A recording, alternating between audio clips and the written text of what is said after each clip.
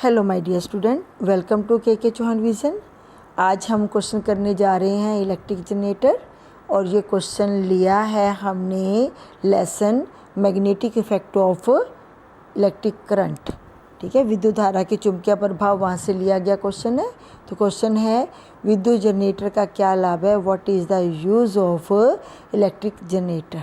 ठीक है, तो इसको हम आज पढ़ेंगे, इसकी बनावट और इसकी कार्यविधि पढ़ेंगे।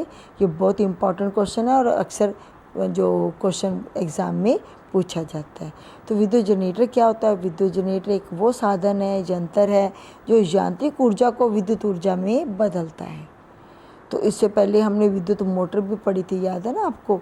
तो विद्युत मोटर क्या करती थी? इलेक्ट्रिक मोटर ये क्या करती थी? विद्युत ऊर्जा को यांत्रिक ऊर्जा में बदलती थी।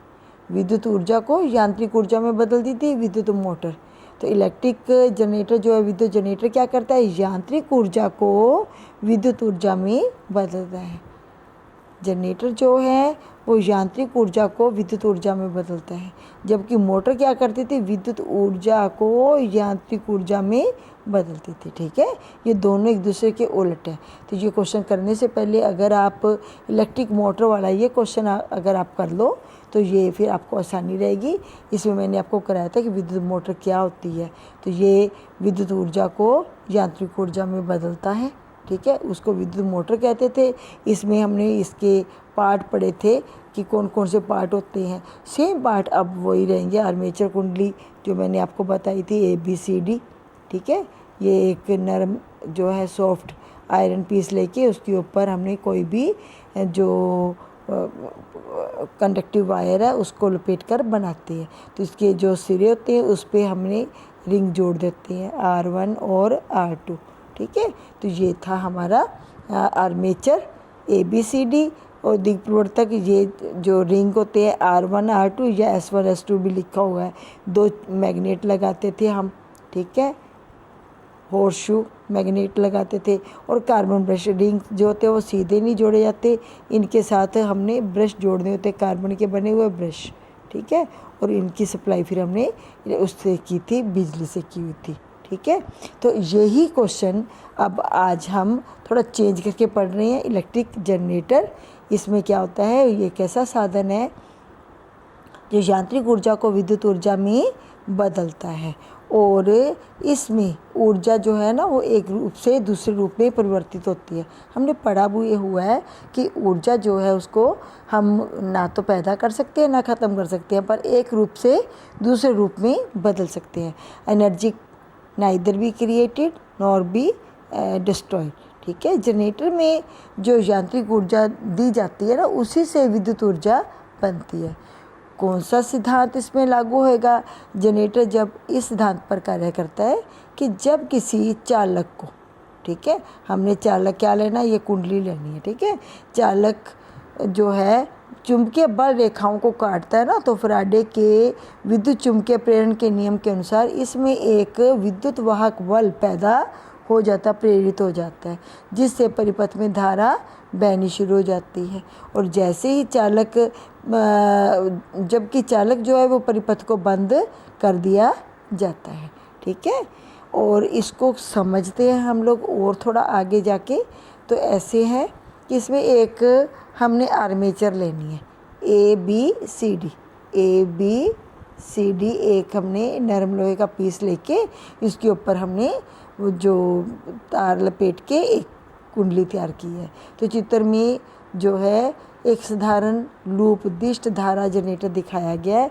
इसमें एक वलयाकार आयताकार ABCD एक कुंडली या आर्मेचर है जो अपने अक्ष के इर्द गिर्द, ये मैंने बताया था पुरानी वीडियो में भी, ये इसका अक्ष है। ठीक है, इसके इर्द गिर्द घूर्णन कर सकती है या करती है। इसके सिरे A और D, ये वाला A सिरा और ये D सिरा। ठीक है, इनके साथ हमने क्या जोड़ा हुआ है? रिंग जोड़े हुए हैं, R1 और R2 दो रिंग जोड़े हुए हैं।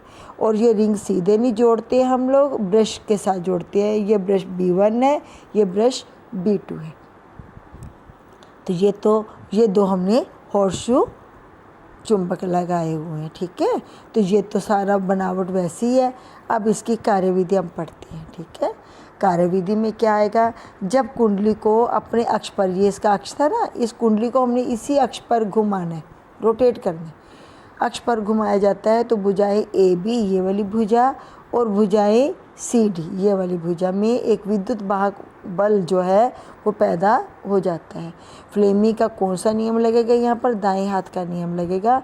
तो दाएं हाथ के नियम के द्वारा प्रेरित विद्युत चुम्बकीय बल की दिशा ज्ञात कर सकते हैं। मान लेते हैं हम लोग कि शुरू में कुंडली जो है वो वर्टिकल पोजीशन में है, ऐसी है। ठीक है, ऐसी पोजीशन में वर्टिकल पोजीशन, तो इसकी ए बी भुजा नीचे की ओर और सी डी भुजा ऊपर की ओर होगी। अब इसको अगर थोड़ा सा घुमाएं अगर हम, तो ए बी भुजा, इसको हम कैसे बना सकते हैं, ऐसे बना सकते हैं ना। तो ए बी भुजा ऊपर आ गई और सी डी भुजा नीचे चली गई, वर्टिकल पोजीशन में होती है जब, तो ऐसे हो जाता है। ठीक है, और जब ये ऊपर की ओर सी डी भुजा जो है वो ऊपर की ओर होगी।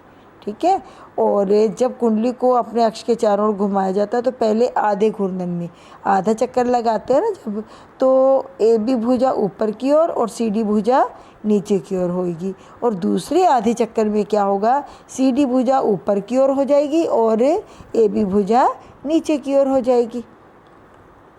तो फ्लेमी के दाएं हाथ का नियम इसमें लागू होता है। जब ए बी भुजा शीर्ष स्थिति पर ऊपर की ओर होती है तब यह नीचे की ओर गति करना जैसे ऊपर जाएगी, क्योंकि इसमें एक विद्युत वाहक बल पैदा हो चुके हैं, उसके प्रभाव से ये नीचे की ओर गति करना आरंभ कर देगी, जिससे सी डी भुजा, जब ये भुजा ए बी नीचे आएगी तो सी डी भुजा ऑटोमेटिकली ऊपर की ओर गति करेगी ना, तो गति करेगी। इसलिए इन भुजाओं से प्रेरित धारा की दिशा भी विपरीत हो जाती है। ठीक है, एक बार तो ये भुजा ऊपर जा रही है और एक बार भुजा नीचे को आ रही है, तो धारा की दिशा भी जो है बदलती रहती है। ठीक है, लोड में धारा की दिशा वही रखने के लिए हम क्या करते हैं, जो आधे आधे रिंग लगाए थे ना, R1 और R2, ठीक है, इनका प्रयोग किया जाता है। तो कुंडली के दूसरे आधे घूर्णन के दौरान क्या होता है, सिरा ए जो है ये वाला, ठीक है, अब इसको लगाते हैं ऐसे, ये R1 है और ये R2 है, और इसको मैं दोबारा बनाती हूँ। ये था रिंग हमारा, ठीक है, ये R1 है और ये R2 है, और यहाँ पे ब्रश लगे हुए हैं। एक मिनट फिर दोबारा से बनाती हूँ। ठीक है, अभी मैं R1 थोड़ा दूर करके लिखती हूँ। ये R1 है और ये R2 है, और ये ब्रश लगे हुए हैं। ठीक है, यहाँ पे ब्रश लगा हुआ है। ब्रश तो आपको पता है कि रोटेट नहीं करते। जब आधा घूर्णन होगा, ये भुजा ए बी जो यहाँ पे आई थी, ए बी भुजा ना, ये वाली ए बी भुजा, जब ये घूम के इस तरफ आती है तो ये वाला रिंग घूम कर किस तरफ आ जाएगा, B2 ब्रश के संपर्क में आएगा। ये B2 ब्रश है, तो ये ब्रश तो घूमते ही नहीं है, ब्रश तो वहीं के वहीं पड़े हैं। ये B1 ब्रश है, ये B2 है। ठीक है, तो अब जैसे ए बी भुजा इस तरफ आती है ना, तो इसका रिंग जो है, कौन सा रिंग है, R1 है, तो इस तरफ आ जाता है। R1 रिंग जो है वो किस ब्रश के संपर्क में आएगा, B2 के संपर्क में आ जाता है। ठीक है, जिससे लोड में धारा की दिशा वही रहती है।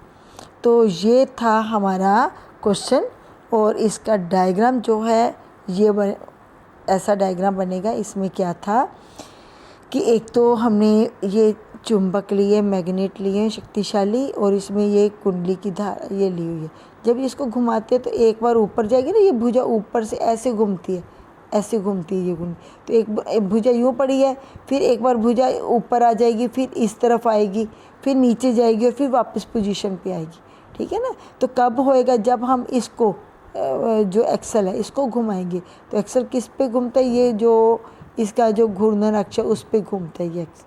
ठीक है, तो ये ब्रश जो है फिक्स होते हैं। ये वाला ब्रश B1 और B2 दोनों ही ब्रश जो है वो फिक्स होते हैं। ये ब्रश तो चेंज होते ही नहीं है, और रिंग चेंज होते रहती है। ठीक है, जैसे कुंडली को घुमाते हैं तो रिंग जो है वो चेंज होते रहते हैं, और जो इनके घूमने से जो विद्युत वाहक बल पैदा होता है और फिर धारा पैदा होती है, उस धारा को हम इसके द्वारा गैल्वेनोमीटर के द्वारा नोट करते हैं और फिर घरों में सप्लाई होती है। तो ये आपने एक तो क्वेश्चन डायरेक्ट तो आजकल नहीं आता है, आजकल इनमें से पार्ट पूछते हैं कि रिंग का क्या कार्य है, ठीक है, ब्रश का क्या कार्य है, आर्मेचर किसको कहते हैं, ठीक है। और ये या ऐसे क्वेश्चन आ जाता है ये पिक किसकी दिखाएगी, ऐसी पिक दिखा देंगे आपको, पूछेंगे ये पिक किसकी है, तो आपने बताना होगा। यहाँ से देखोगे आप कि यहाँ पर अगर तो ये गैल्वेनोमीटर लगा है तो ये क्या है, विद्युत जनरेटर है, ठीक है। और अगर यहाँ पर ये बैटरी लगी हुई है ऐसी, ठीक है, तो ये क्या है, ये लगा हुआ है, तो ये बाकी सारी चीज़ें सेम है, कुछ भी चेंज नहीं है। ये ब्रश जो है इसको हम लिखेंगे B2 और ये वाला ब्रश जो है B1 है, ठीक है। ये रिंग है ये वाला R1 और ये R2, ठीक है। इनके नेम आपको पता होना चाहिए। अगर तो ये वाला साइन लगा है तो ये विद्युत मोटर है, इलेक्ट्रिक मोटर है, ठीक है।